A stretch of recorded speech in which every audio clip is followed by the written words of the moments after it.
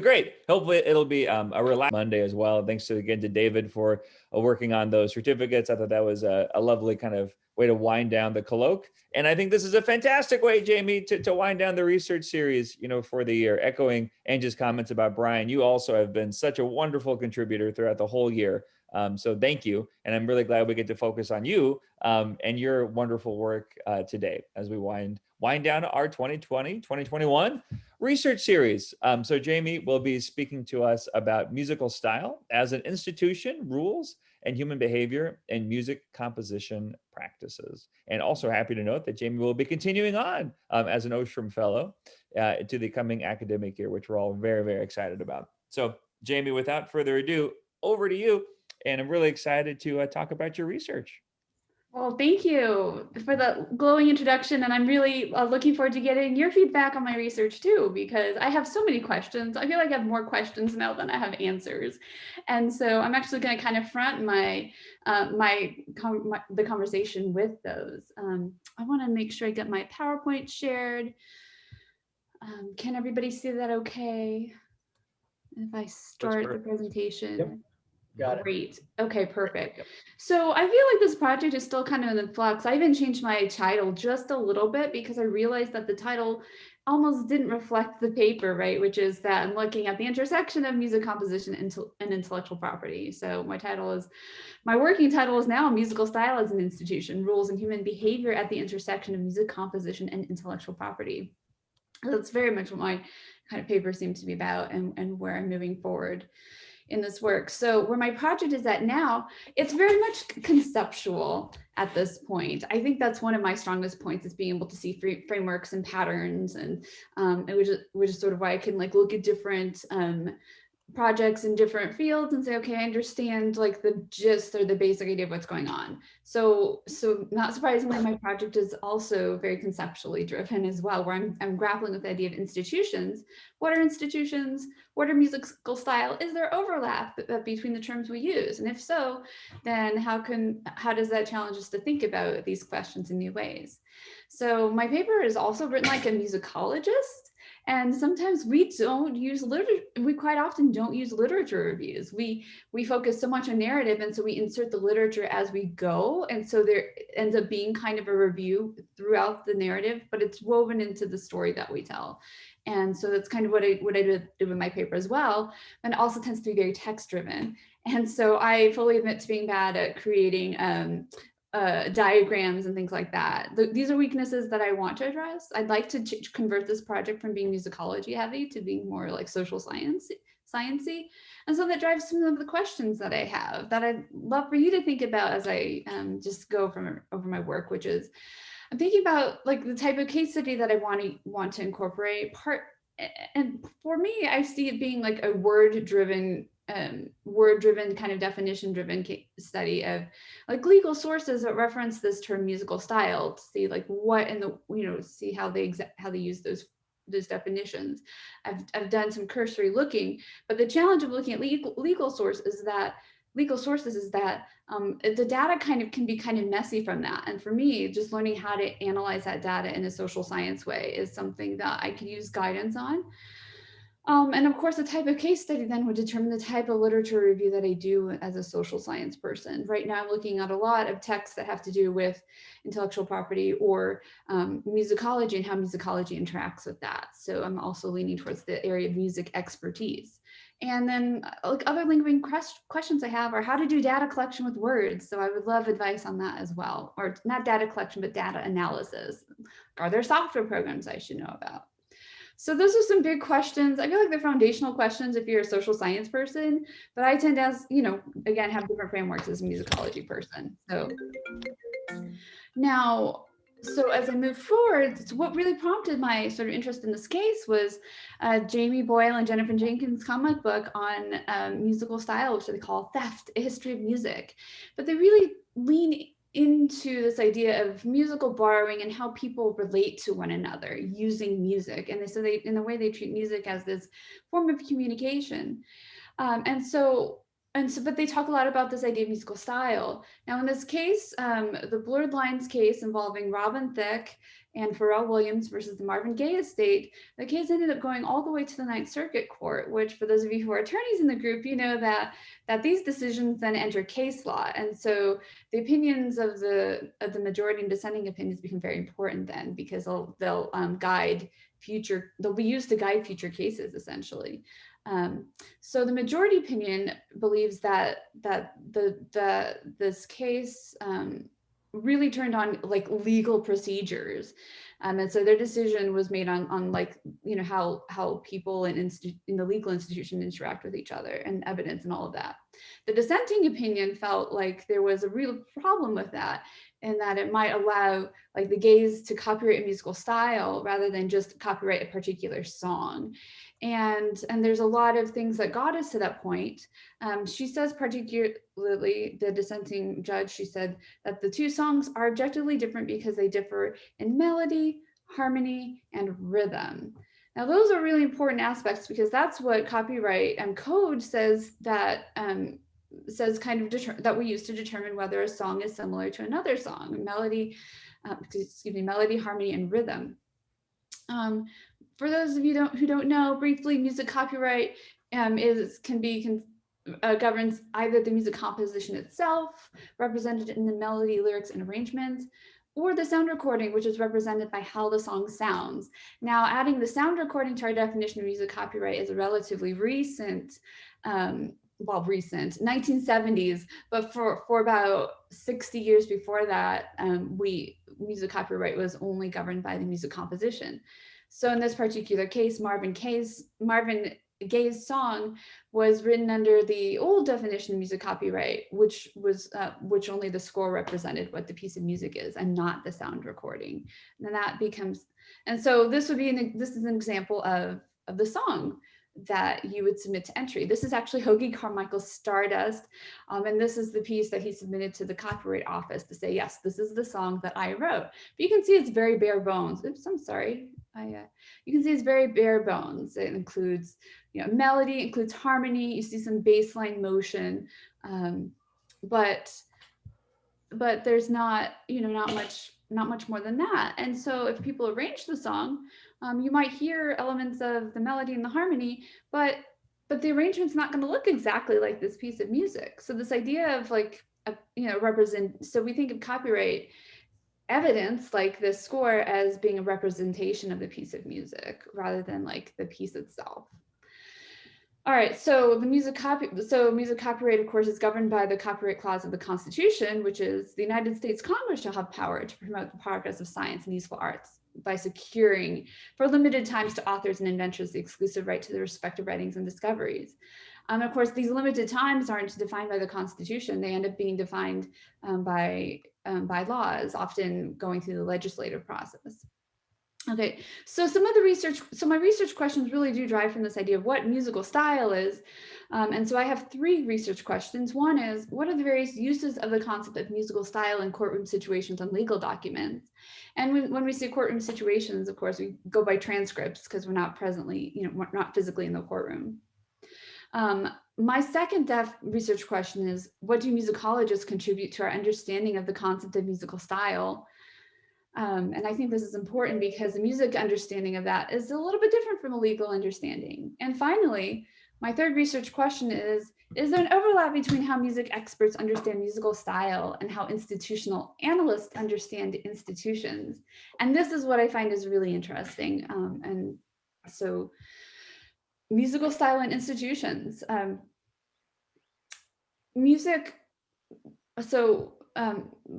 First, let's look at a couple of definitions by musicologists. Musicologist Leonard Meyer, he says, quote, "Style is a replication of patterning, whether in human behavior or in the artifacts produced by human behavior that results from a series of choices made within some set of constraints." Now, I think that's really interesting. When I read this definition, I see a lot of words that I recognize from like Vincent Ostrom's writings and even Eleanor's writings on like this idea of patterning, which makes me think of mental maps that they talk about in the context of culture and how people interact with the world. We see this idea of artifacts, which that Vincent talked about extensively, particularly in artisanship and artifact. And of course, both Ostroms really felt like human behavior and the choices that people make is often governed by rules external to them. A couple of other musicologists writing about 20 years before Meyer, their names are Ulrich and Pisk, they wrote, quote, musical style may be thought of as the set of elements which, on the one hand, gives a piece of music its identity, and on the other allows it to be related to something outside itself, to a particular period of time, to a particular country of origin, to a type, to a function, to a composer, or to another piece of music. And so what we see is that musical style can have multiple elements, but it can be very broad. And so the things that help us to give it more context are, the time period, the geographical place, the genre, what the music is used for. Is it used for sacred context or for dancing? Even the composer can have his own style, or a piece of music can have a style specific to it. So musical style is a very rich concept at least as musicologists think of it. And so from these two definitions, we see really important terms like replication. So the ability to repeat a musical style is important. The idea of patterning, that we see patterns being transferred from one piece to another, or from one genre, like maybe a pattern in one genre to another genre. We see people behaving through musical style, and I think this makes sense if you think about music as a form of communication. Artifacts, it produces artifacts. We see artifacts as part of this definition. Choices, we have to make choices about how we're going to follow the rules. We see constraints, that we are also constrained by those rules. And we see this often in music history.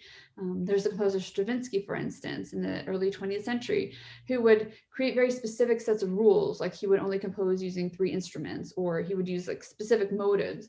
And he gave himself that constraint on purpose. Those are rules that he created for himself, but we find that, in bigger contexts like the Baroque period, or if we're talking about the Romantic period, you find that we do still have constraints, but they're broader than as if composer was creating constraints. We also have identity, and then this idea of relationship, which is formed as humans interact with one another. All right, so if I think about musical style as an institution, oops, hold on a sec. I had Douglas North's definition, and I think I accidentally deleted that, which is unfortunate. Very unfortunate. I'm sorry, I had a slide for this. So we'll go with Searle. Searle talks, I was going to add Searle to Douglas. Searle talks about musical style as a system of rules or procedures and practice. I'm sorry, he talks about institutions as a system of rules or procedures and practices that enable us to create institutional facts. And for those of you who are familiar with Searle, this idea of institutional facts is something that he's been dealing with for a long time, going back to the 1960s. But rules are really important to this idea of musical style. So rather than leaning on Douglas's quote, I'll just emphasize that Douglas talks about the role of rules, and he talks about the role of human interaction. And then Searle talks about rules, and he talks about this idea of institutional fact. What institutional fact is, it's basically can be a word that symbolizes an entire set of rules, like the word marriage. If all of a sudden that word marriage can mean at least 2 people in a relationship. Oftentimes marriages happen, there's a legal component and there's a religious component, right? People can be married at the courthouse and at the church, and in some countries it's both places.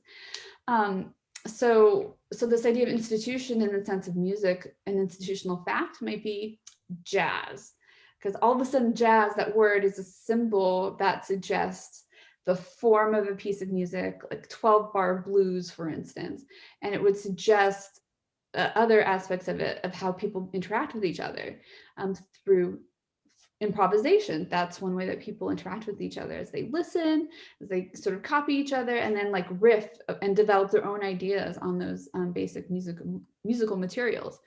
And so what I've done in this paper, so many of my other Osten fellows who took Bill's class last year is like think about like music expertise and music music institutions in terms of the IAD framework. And so I think we're all pretty familiar with this, but broadly speaking, we have the context, we have an action arena, and then we have patterns of interaction. And so what I've found is that, at least in the context of a musical, thinking about musical style in the context of the IAD framework, I think about it in terms of like, first I think about it in terms of composers, right? And say composers interacting with each other to create a musical style. So this is sort of ignoring the context of the legal situation right now, and just thinking about, say, how Bach interacted with his predecessors. So biophysical material conditions, for instance, might be the sounds and the various combinations that composers would use to create a melody, harmony, and rhythm. And composers use all kinds of sounds. They use, the tones of instruments, of the human voice. Sometimes they use the sounds of nature and put that together in a music composition. The attributes of the community would be the values that these composers hold in common. So if you're composing like Bach might, a piece for church, he would take a tune that people called a Lutheran chorale that people would sing in as part of the worship service, but these organists at his time would also create what are called preludes on that. So the values held in common would be like, what do you do with that prelude? There are certain things that you see, like you see a melody with one sound and the harmony like on a different sound on the organ.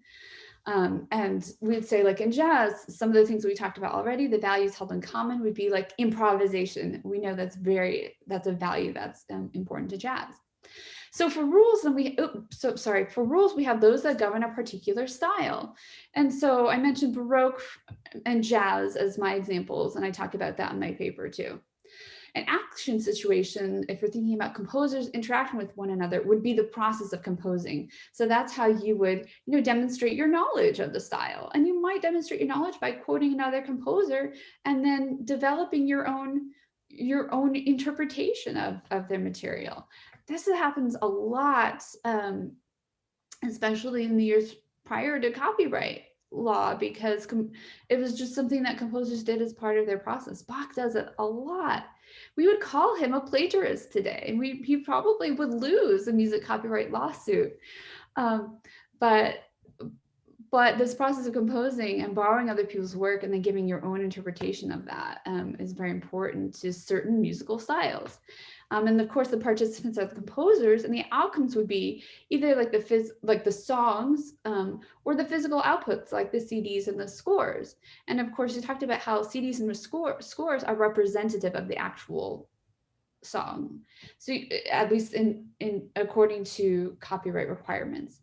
So you could think of it in the sense of CDs and scores are artifacts that are symbols for a piece of music that really truly only exists in real time. So, and finally, the evaluative criteria would be how well the song follows or subverts the rules of the genre or style.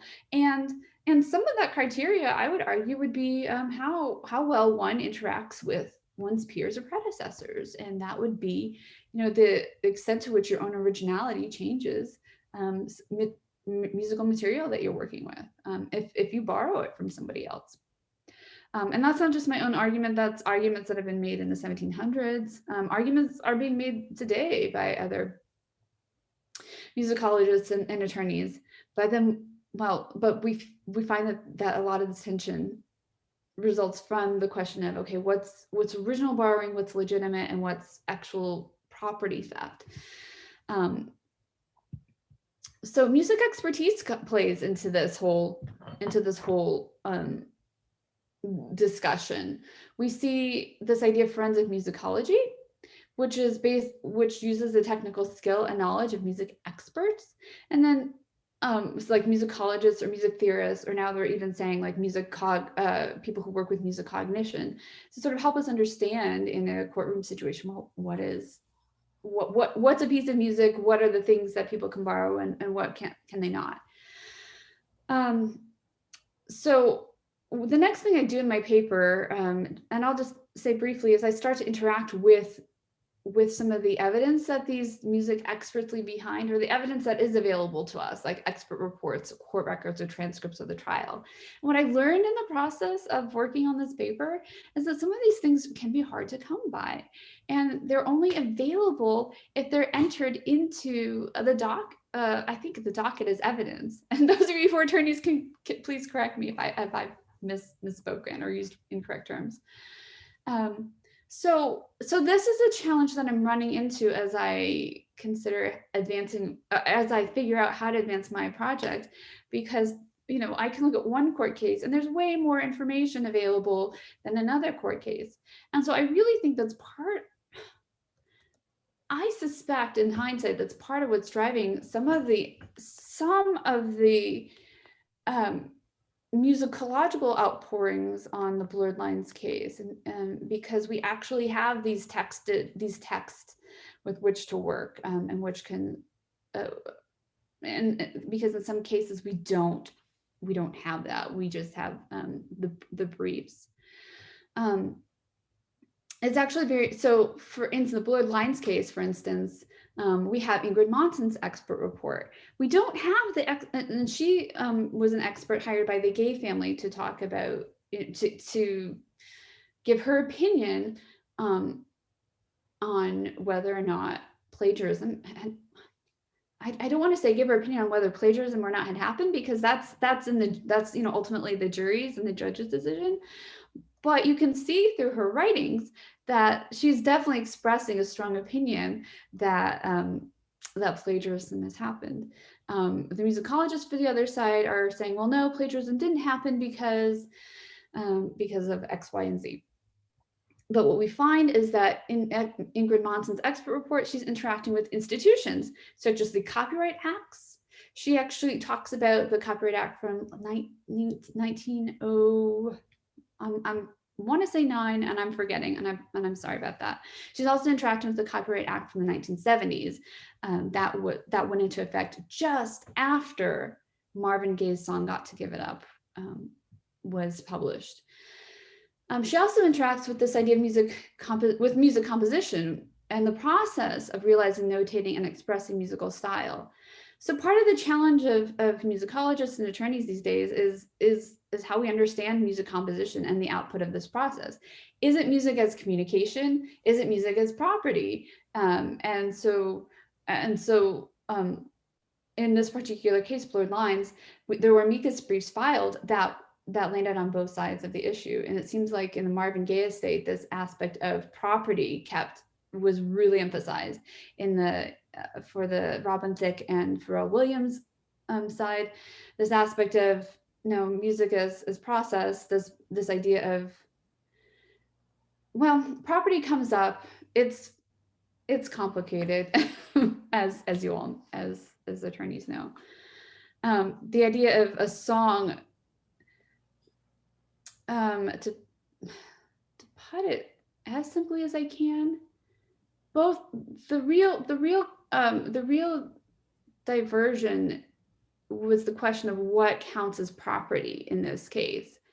And so for Ingrid Monson, as the expert for the Gaye estate, her argument was that it's unfortunate that the sound recordings didn't count at the time that Marvin Gaye wrote his song, because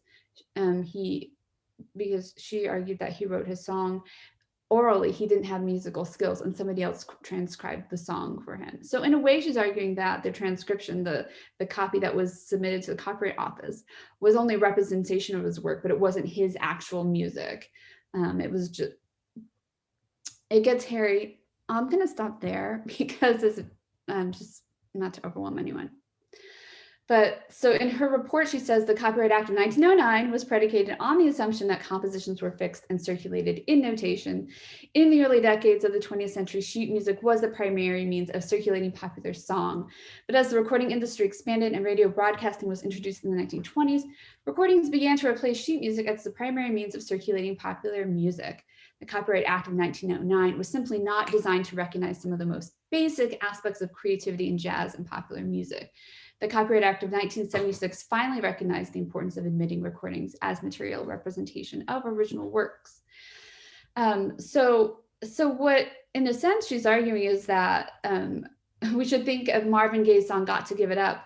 Sort of, we should think about the Copyright Act of 1976 as acting retroactively to include Marvin Gaye's song. Sort of that position was successful. The Gaye family ended up winning this copyright suit.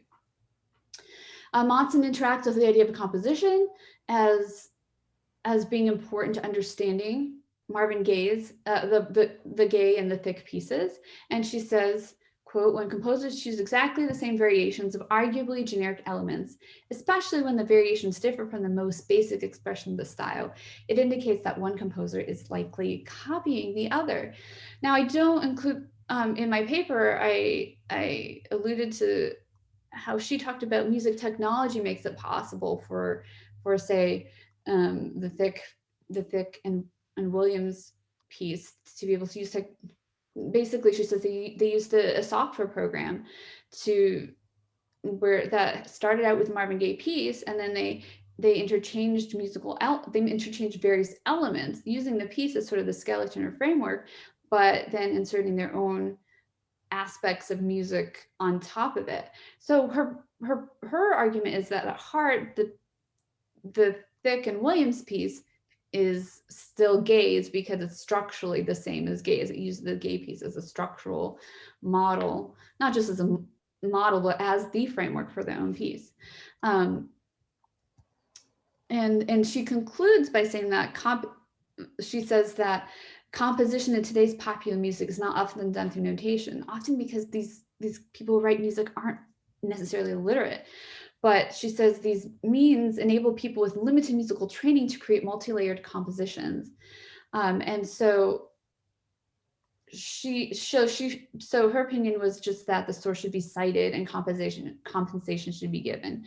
And so one of the reasons why this case was contested was also contested because was intriguing is because some people felt like, well, how much of Marvin Gaye's piece do we hear? Do we hear that in the melody and the rhythm and the harmony? So there are a lot of really complicated issues. I personally have felt that looking at this case and maybe others from the idea of musical style as an institution might help us understand a bit more where the rub is, because I've talked about some of the details of this particular case, but my interest isn't ultimately in the blurred lines case. It is in this aspect of what I see as the rub between music institutions, between musical style as an institution, and between like legal institutions. So unfortunately, the way copyright cases work is they involve very specific pieces. And so it almost forces us to get, to deal with the weeds to get lost in the weeds as we're dealing with the details of these particular pieces. And so we almost never have the opportunity to step back and say, okay, to look at all the other rules that govern how people compose music with each other. And sometimes it's okay to copy other people or to use other people's music, to incorporate it. It's really only been recently that we've said that kind of activity requires us to pay other people for it, especially when we transform the piece so much that it's new. Thick and Williams, they always acknowledged their debt to Marvin Gaye. And I think that's probably what got them in trouble. If they had never talked publicly about him being their inspiration, even if they would, in the courtroom, they would never have had to acknowledge that he was an inspiration. But they talked about it publicly, which provided an opening for them to be sued. So if you hear the song, some people, there are people who say they hear the same timbres and sounds and rhythm or similar rhythms. Other people say, well, no, the melody, harmony, and rhythm are not the same. And obviously, I haven't played the piece today. I'm not necessarily trying to make a judgment in that case, although I have my own opinions. But my own opinion is also to say, okay, if we step back and look at style as an institution, not just what does that tell us about how people behave, how we interact with each other, and how we communicate with each other? And so even though I've started with this particular case, I do want to look at others to sort of flesh out the actual evidence and case study part of my work. So I would welcome your opinions and your feedback on this. So thank you. No, thank you, Jamie. A round of applause. Thank you so much. Quite the tour de force. And then per usual, of course, we'll use the chat box. Please let's use the raise hand feature. And maybe while we're waiting on some questions, particularly Jamie, you could start by maybe describing a little bit about how this particular project fits in with your overall dissertation research and research agenda more broadly. And then I have one or two specific ones. And I know Brian and Bill, it looks like do as well. So maybe we can just start with that quick note.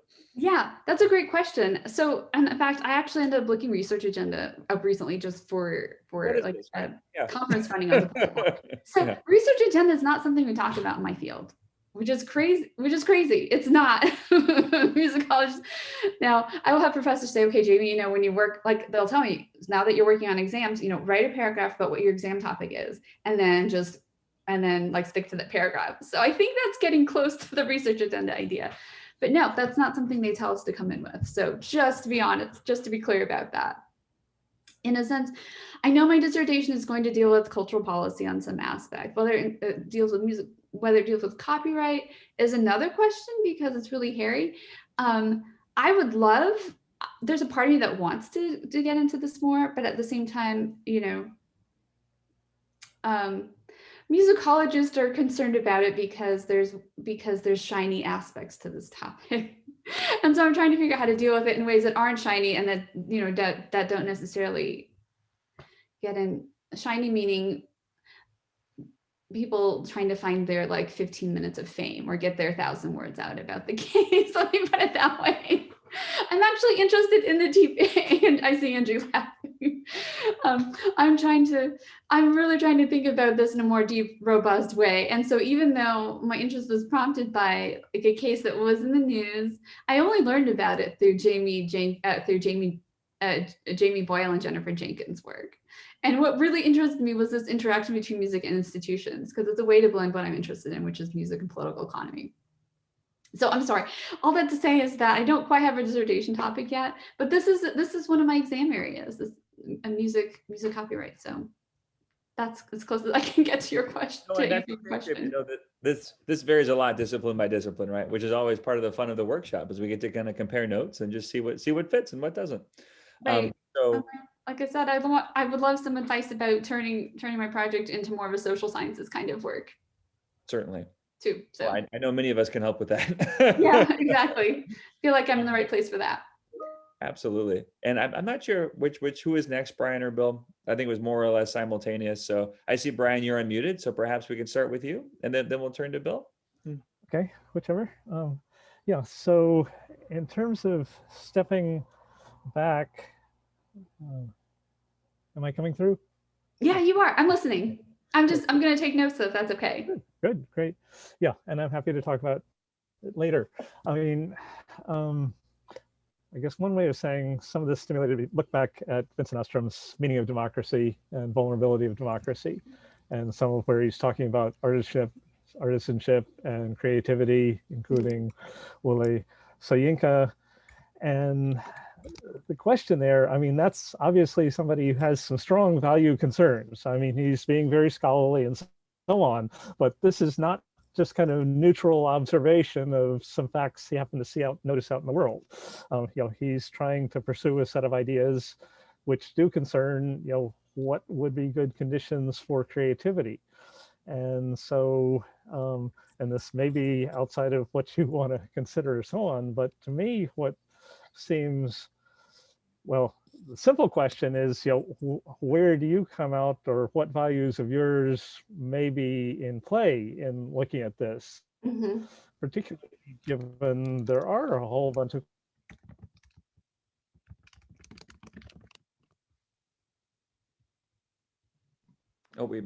Brian might have froze.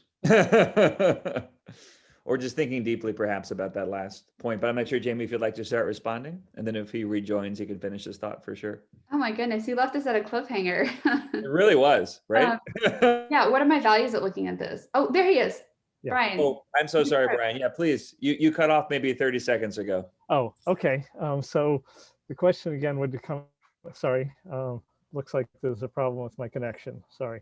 Yeah, you were, so I think you we're- pretty much left off at like, what are your values in looking at this? So Yeah, particularly in terms of, music as a commons and being able to reuse is very important, but there are also contexts in which people should be recognized and even paid.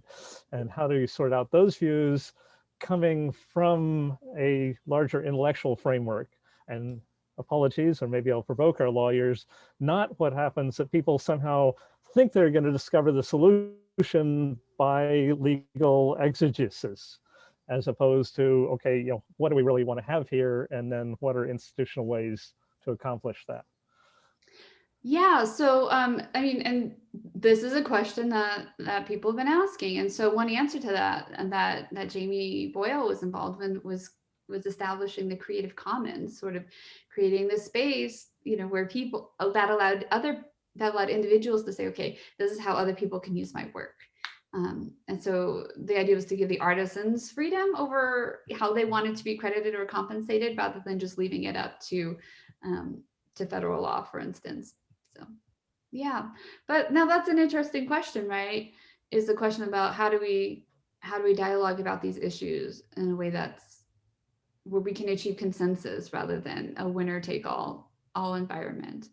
My own values, you're basically asking me to look at this, that that's really challenging. I'm sort of trying to keep my values out of this, but what? But Vincent even talks about how, we don't live in a value-free world. We all have values. And so I guess, and I think even anthropology and musical or ethno work has acknowledged this, right? Where the interlocutor will say, okay, this is my perspective, this is where I'm coming from, and these are the values that I hold. I guess that's something I could add to my work. That's what you meant, right, Brian? Yep. I like that. I'll just add two quick follow-ups. One is, as somebody who did an undergraduate degree in anthropology has been much more self-conscious about the values and what's implicit in there, and that would seem quite relevant to look at. And then the other practical question is the extent to which people have tried to come up with something like the Creative Commons licensing adapted to the conditions of music. So that's all. Yeah. Man, I almost hate to acknowledge my values, because I feel like if I do that, I'm landing on one side. Even before I get started. You're on one side. What? As Carini said, right? As long as we say it up front and be transparent about it. Okay, fair enough. But no, it's fantastic. And I know, Angie, please, you can weigh in on some of this as well. And there's so many interesting IP angles to this, Jaime, that I'd also be happy to explore with you, not only here in the US, but globally, right? Because as you know, there's a lot of differences in how different legal cultures approach these kind of vexing questions around, copyright and property. One of my supervisors back at Cambridge wrote this book on jury cultural pluralism to kind of describe some of these differences. So I'll put a link up in a second about that. But if you're interested, that's another rabbit hole that you could totally go down. That sounds great. I love rabbit holes. Right. Summer's coming after all. It's a good beach read. So we'll turn to Bill next. It's a good beach read? Wow. Okay. I had a number of thoughts. I probably won't get them all in. But one is that it seems as though copyright is what has the impact here. In terms of the way in which an institution is or isn't disseminated or diffused.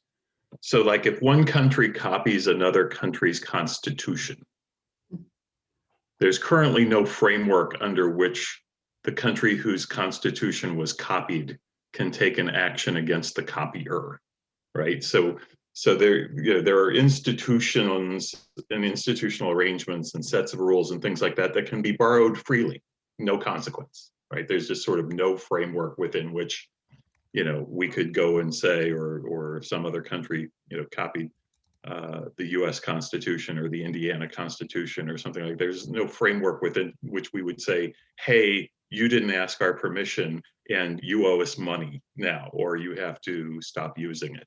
So it's this introduction of copyright, which is a form of property, that seems to me that really creates the kink or the puzzle that you're wrestling with here. And so one question that I had is simply whether there's any advantage for you, and you may decide there's not, but whether there's any advantage for you, conceptual, analytical, or otherwise, to thinking about the relevant comparison here as musical style and property, rather than musical style and institutions. So that's one. I mean, because there's all kinds of institutional borrowing that happens, right? But it happens outside of the context of a copyright law. If musicologists suddenly began requiring students to articulate research agendas, would they be appropriating an institution from other disciplines? And we would go, well, no, it's just a practice, and people do that, and they saw this other practice and thought it would be good. So whether you want to respond to any of that, I also, institutions have purposes. The purpose of copyright is the stated purpose of copyright, at least in the US Constitution, is to promote creativity. And the question that came to mind is it stifling creativity instead? A lot of economists are asking that question. And when institutions are created for purposes, what do we do if and when they're no longer serving those purposes or even thwarting them? So there you go. Take any of that. You've asked the questions that everybody's asking these days in this context, right? Oh goodness, I really like your point that there lots of institutional borrowings happen outside the context of copyright. I have absolutely no feedback on this except just to say you've given me a lot to think about, Bill. Per That's usual. That's fine. Oh man, that's really cool. I'm going to be thinking about that for a few days, or a week, or a couple months.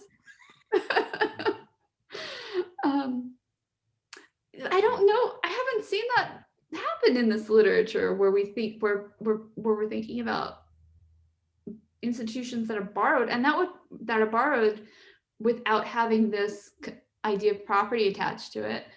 And then that would be a really interesting way to deepen this project. I'm going to try and find a way to do that because I think that's a really interesting point. Thank you so much. Yeah, no, seriously. Thank you, Bill. There's a case study I feel like waiting to be written about how IP is approached in some of the major industrial communities, especially along China's eastern seaboard. I remember some great reporting, at least, about how it's basically a knowledge commons where ideas are shared, freely. There's a quick innovation that can happen as a result, and there aren't, frankly, robust protections still, even to this day, of what we think of as individual intellectual property rights. So it's a very different setup. It's a bit more of a common property approach. I found one article that kind of references it, Jaime, so I'll drop that in the chat as well if you're interested. But we have various other global IP experts scattered around IU, including a number of Ostrom affiliates like Mike Mattioli. So happy to connect you with them too. That's great. Thank you. Renzo, please, and then we'll turn to Gustavo. Okay, thank you, Scott. Thank you, Jaime. Very, very interesting topic and questions. This is more a general question to you that might be related to your second or third research questions. Do you think that musical style might at the same time be an output of what happens within the action arena, as opposed to just the rules or the institutions? Could it also be an output of all these discussions that might happen in the courtroom or in another context that might end up producing a revised musical style that reinforces or adjusts existing rules about musical styles? I don't know if that makes sense, but I was just curious. Totally makes sense. And I can't believe I missed it because it's so obvious, especially the way you articulated it.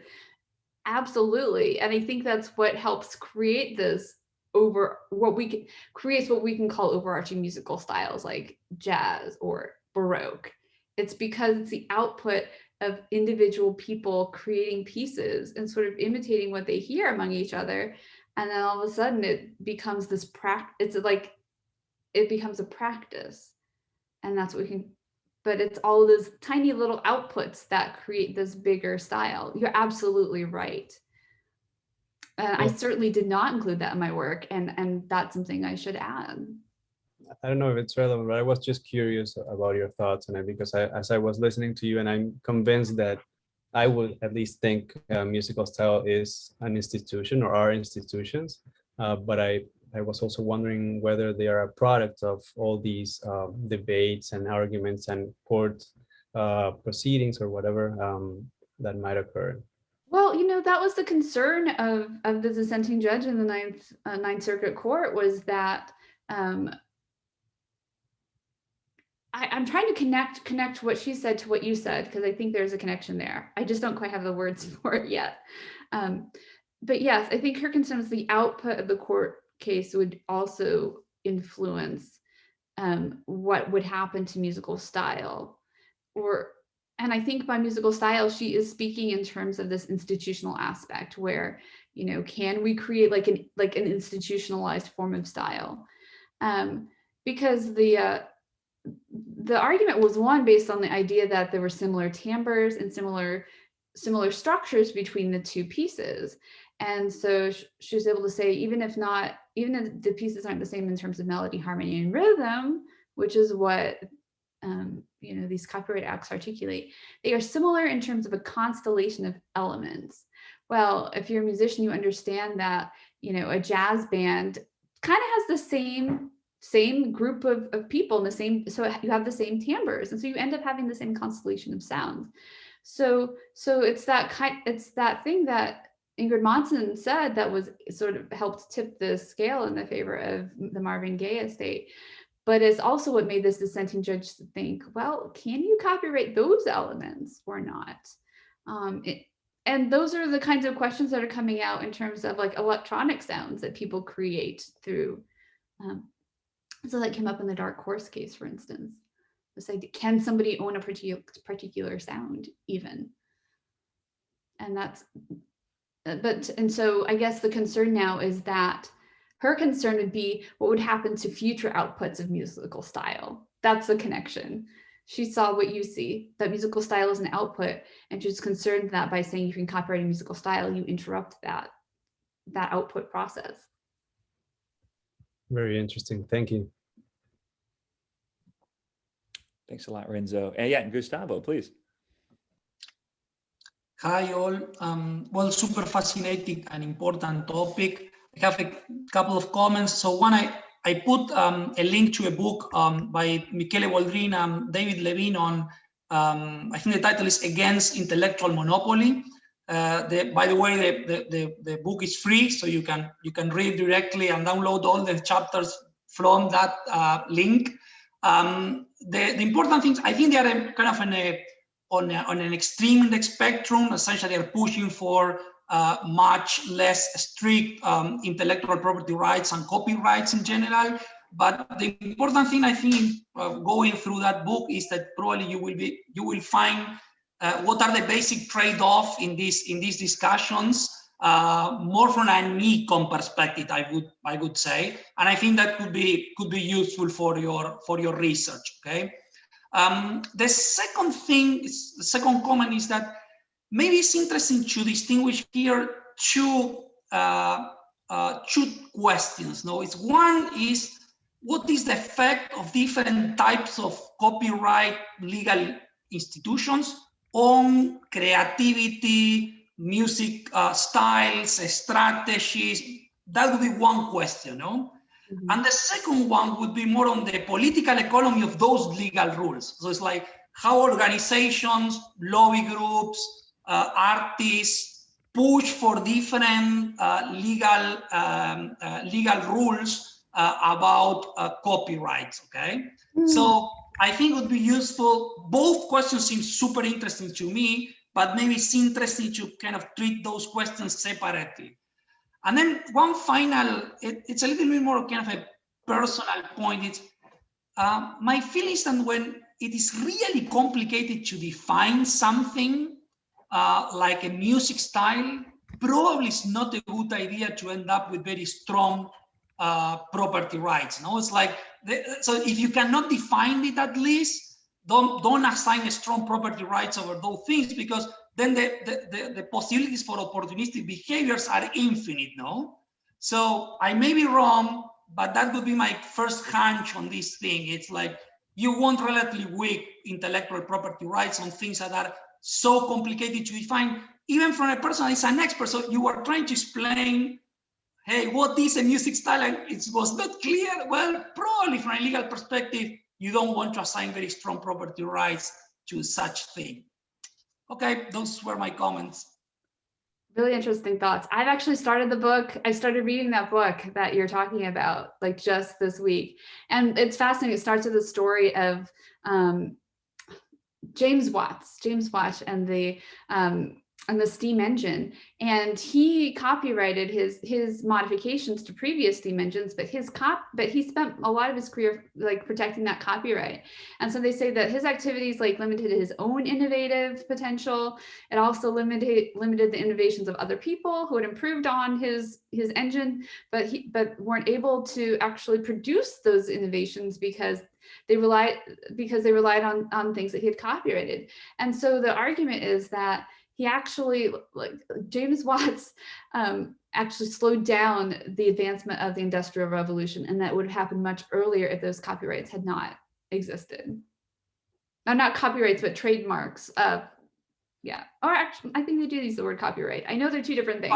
Patents. I think in that case it was a patents, and yeah, and they estimate 30 years delay in the commercial introduction of a steam engine because of essentially overlapping patents on different pieces of a fully functional steam engine. Yeah. I'm glad you brought that book up. I only started it. Good read so far. Checking the webpage and blogs if they have something more specific about music, maybe not written by them, by other people, that could be more useful exactly for your research. But I think it could be a good starting point. Again, more from an econ perspective, not essentially, I'm considered a beast from an artistic perspective. So, well, and I'm glad for the economic perspective, because as my chair and I talk about my dissertation, I'm interested in sort of moving more into the political economy world, and so she has said copyright would be a great way to blend like what I'm interested in, and certainly I think looking at how organizations and artists push for changes to the rules, that's a way to look at this issue. Without sort of getting into the sensitive issues that musicologists and ethnomusicologists have very strong opinions on. So, and I will tell you, they don't always agree with the perspectives articulated in Levin's book. So, so I just have, I need to choose my project very carefully.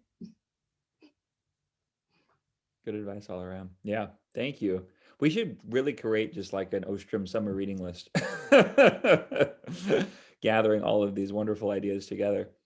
I was supposed to ask you, Jaime, and I forgot. I'm sorry. Can you stick around for a little bit after one to continue the conversation? Great. Okay. Sure. For a few more minutes. I unfortunately have to roll right at one for another meeting, unfortunately. But hopefully others can stay on, and I can maybe assign a co-host, and we can take it from there. So I think this is fantastic. In the last few minutes, that we have left, do you have any kind of final thoughts or reflections? Jaime? Can I say one thing? Oh, I'm sorry, Gustavo, go ahead. No, just that Brian is also putting in the chat very interesting references for you. Yeah. Yeah, I'm seeing this. Mm-hmm. I don't know. And I think Scott, you also, so I think you are getting very interesting links. Yeah. Nice reading for your summer. No, sorry. Well, my concern, well, I will say, I was concerned about presenting this project because it feels so undeveloped. And I realized, no, that's what the research series is for. It's for projects like mine that are at this place where where I need the advice and the feedback as you know, as I move it forward. So I really am grateful to you all for meeting me where I'm at and just giving me so many different really valuable ideas. Oh, absolutely. And Brian, if you wanted to expound on any of those links, you know, feel free. They look fantastic. But no, thank you so much for flagging them. We're close on time, so Yeah. I'll stay around. No, absolutely. And if I may, just really briefly as well, I just wanted to embarrass Bill, just because this is among his final events for us at the workshop as a program director before retirement. And of course, we sincerely hope in your capacity as a senior research fellow and a great friend, Bill, that you continue to participate. You'll be, needless to say, much more than welcome. And there's a couple of other events going on over the summer, and we'll have a proper, you know, celebration for your, frankly, lifetime of service to the workshop. Looking ahead, there's already planning going on in the background. Don't worry about that. Now I'm worried. Yeah, absolutely. Right. But just thank you, Bill. Thank you so much for everything that you've done over the course of this year in building out the new Commons program. And of course, the colloque series, co-chairing that committee with Angie, and everything else that you've done for it. You're not out of the hook, Bill. It has been a joy. Thank you so much. I do have Thank a you, final Bill. Yes, thought. no, indeed. A round of applause for both Bill and Jamie. For Jamie, yes, for Jamie. That's right. That's right. Well, thank you, Bill, so much for your mentorship. It's been a pleasure to be one of your students and to be able to come to you with, you know, the various projects I'm working on. Pleasure's been mine. Thanks, Jamie. Thanks. And thank you We'll all see so much. y'all. Absolutely. Thank No, you all thank so much you for the opportunity to be here at the Oster Workshop and to be a fellow this year and next year. I've learned so much, and I know that the training I'm getting here and hopefully the contributions I'm making, they're already paying off. And I've been able to, you know, it's just been rich. I have this rich network here also through George Mason, which, you know, cares about the Ostrom Workshop a lot. And so just being able to be part of this community where we have these shared values, where we believe that people can learn to contest well and work out issues and come to consensus at the end, that's a message that needs to be spread today. And so it's just an honor to be part of this bigger mission. And very well said. The honor is ours, but thank you again, Jamie. It was such a fantastic presentation. And look forward to continuing to follow your work this coming academic year. And thanks to all, this formally concludes the research series for 2020-2021. We really appreciate all of your thoughtful comments, remarks, feedback for all of the participants over the course of this year. There's still other events going on over the summer, but of course, we hope you can enjoy and join us again this fall, maybe even in person for at least some of those. That would be fantastic. So until then, be safe, be well, have a lovely summer, and see you soon. Thanks again.